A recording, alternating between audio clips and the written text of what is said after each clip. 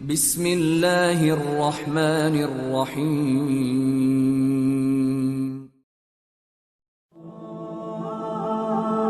قیامت کے دن اللہ تعالیٰ ان تمام انسانوں کو زندہ کرے گا جو روح زمین پر رہ چکے ہیں۔ یہ دن دنیا کے خاتمے اور آخرت کی آغاز کی علامت ہے۔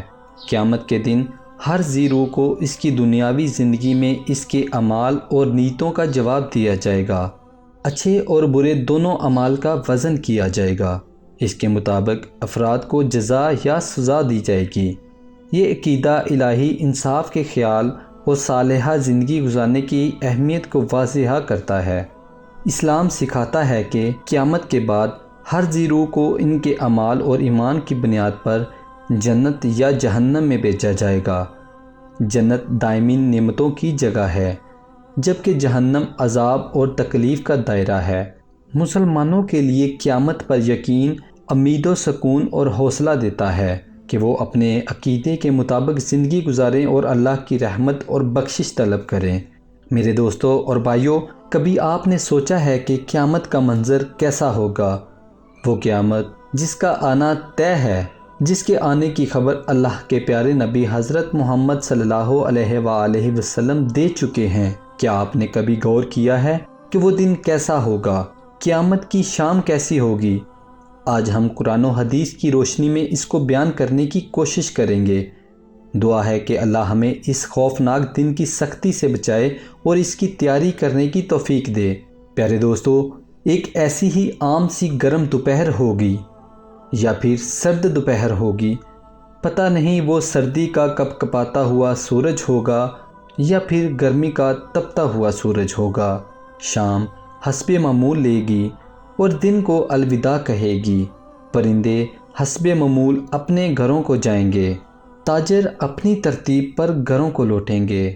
مائیں اپنے بچوں کو سکون سے سلائیں گی۔ تھکے ہارے مزدور اپنے گھروں کو لوٹیں گے۔ بادشاہ اپنے تخت شاہی پر دراز ہوگا۔ وزیر اپنے تخت و زارت پر دراز ہوں گے۔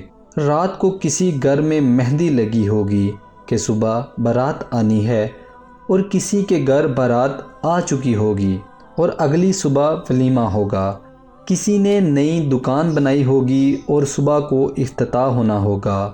کسی کا گھر رات کو مکمل ہوا ہوگا اور صبح کو نئے گھر میں شفٹنگ ہوگی۔ یہ ساری حسب معمول کی باتیں ہیں جو آج بھی کسی نہ کسی جگہ ہو رہی ہوں گی۔ قیامت سے پہلے کی شام بھی عام سی ہوگی۔ ایسی ہی ایک شام آئے گی اور سارے عالم پر چھا جائے گی۔ اس طرح حسب و معمول سورج طلوع ہوگا اور عالم سے اندھیرے کو جدا کر دے گا۔ پرندے آنکھیں کھولیں گے، مرغ اذان دیں گے، کوئل کی کوکو ہوگی، بلبل کا نغمہ ہوگا، چڑیوں کی چہچہاہٹ ہوگی، حسب معمول دریاؤں میں طغیانی ہوگی، سمندروں میں موجود لہریں ہٹکیلیاں کر رہی ہوں گی، سبزی منڈی والے صبح صبح سبزی لینے جا رہے ہوں گے، کام کاج والے اپنے کاموں کو نکلنے کے لیے تیاری کر رہے ہوں گے، ڈرائیور حضرات اپنی گاڑیاں صاف کر رہے ہوں گے، ماں اپنے بچوں کو کھانا پینا کھلا پلا کر سکول کے لیے تیار کر رہی ہوگی، کوئی اپنے بچوں کو دودھ پلا رہی ہوگی تو کوئی ڈبل روٹی پر مکھن لگا رہی ہوگی اور کوئی پراٹھا توے پر ڈالنے جا رہی ہوگی۔ دکانداروں نے دکان کھولی ہوگی، زمینداروں نے ہل چلانا شروع کر دیے ہوں گے، کچھ نے بیج بونے شروع کر دیے ہوں گے، شادی والے گھروں میں تیاریاں عروج پر ہوں گی، دلہن کی بہنیں اور سہیلیاں آ بیٹھی ہوں گی، دلہے والے گھر باراتی آئے بیٹھے ہوں گے، باراتی انتظار میں ہوں گے کہ کب باجا بجے گا اور کب بارات چلے گی۔ ایسا ہی ایک عام سا دن ہوگا۔ ساری دنیا اپنے معمول کے کاموں میں مصروف ہوگی۔ حسب معمول دنیاوی معاملات بھی جاری ہوں گے، اور اچانک سے ایک ہیبت ناک آواز آئے گی۔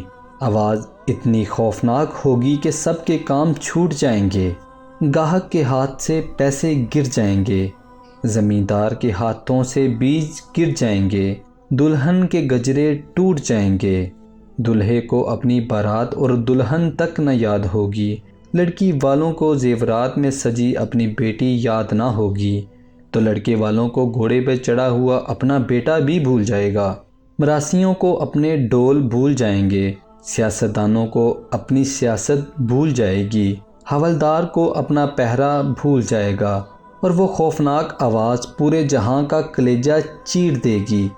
آواز اتنی خوفناک ہوگی کہ زمینوں آسمان کے کلیجے پھٹ جائیں گے، پہاڑوں کے چشمے خشک ہو جائیں گے، مائیں اپنے بچوں کو بھول جائیں گی۔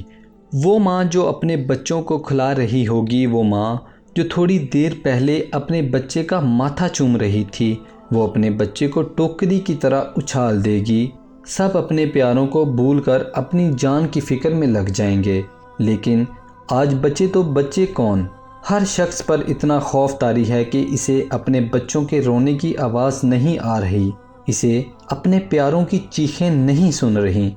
اس دن انسان اپنے ہاتھوں سے بنے ہوئے گھروں کو گرتا ہوا دیکھے گا، پہاڑوں کو روئی کی طرح بکھرتا ہوا دیکھے گا، اور سنگ مرمر کی اینٹوں کو اڑتا ہوا دیکھے گا۔ بادشاہ اپنے تخت کے پرزے پرزے ہوتے ہوئے دیکھے گا، ہر طاقت والا اپنی طاقت کو ٹوٹتے ہوئے دیکھے گا، اپنے جسم کو ساتھ چھوڑتا ہوا دیکھے گا۔ آج بھاگ سکتے ہو تو بھاگ کر دکھاؤ، آج چھپ سکتے ہو تو چھپ کر دکھاؤ۔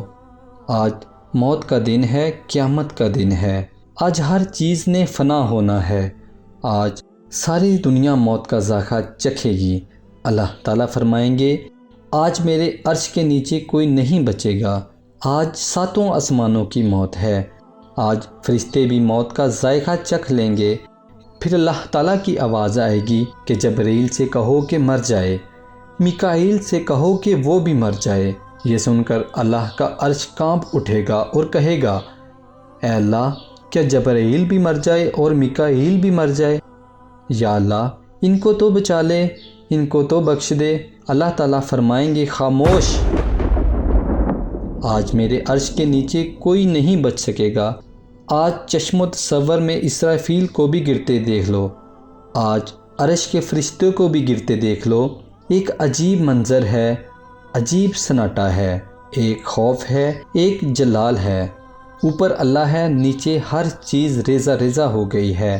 اللہ شان بے نیازی سے کہہ رہا ہے، کون باقی ہے؟ اسرائیل کہے گا، یا اللہ، اوپر تو باقی، نیچے تیرا اسرائیل باقی۔ پھر اللہ کی ہیبت ناک آواز آئے گی کہ تو بھی مر جا۔ پھر سب کو موت کی وادی میں دھکیل کر اللہ تعالیٰ کہے گا، ہے کوئی میرا شریک تو سامنے آئے۔ لیکن اس دن کوئی آواز نہیں ہوگی، اس دن تنہا تنہا اللہ تعالیٰ کی ذات باقی ہوگی، جو کہ وحدہ لا شریک ہے۔ بھائی لوگو، یہ ہے وہ قیامت کا دن جس کا آنا طے ہے، یہ ہے وہ دن جس کے لیے ہم اس دنیا میں آئے ہیں۔ اس دن پورا جہاں ٹوٹ چکا ہوگا۔ میرے بھائیو، اس ٹوٹ جانے والے جہاں سے عبرت حاصل کرو۔ اللہ کے واسطے اس دنیا کی ہرس چھوڑ دو، اس کے دیوانے نہ بنو، اس کے دیوانے نہ بنو۔ ریت میں پانی کی تلاش کرنے کے لیے سوائے پیاس کے کچھ نہیں ہوتا، سائے کے پیچھے بھاگنے والوں کے لیے دیوار کے ساتھ ٹکرانے کے علاوہ کچھ نہیں ہوتا، جوانی پر تکبر کرنے والے کے لیے بڑھاپے میں ذلالت کے علاوہ کچھ نہیں ہوتا۔